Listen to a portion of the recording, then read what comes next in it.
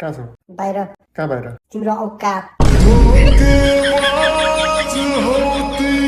तिमीलाई थाहा छ नि मलाई चरपाटी मन पर्दैन? थाहा छ थाहा छ। अनि कसरी भन्ठान्यौ त तिमी जस्तो छेरपाटी मन पराउँछ भनेर?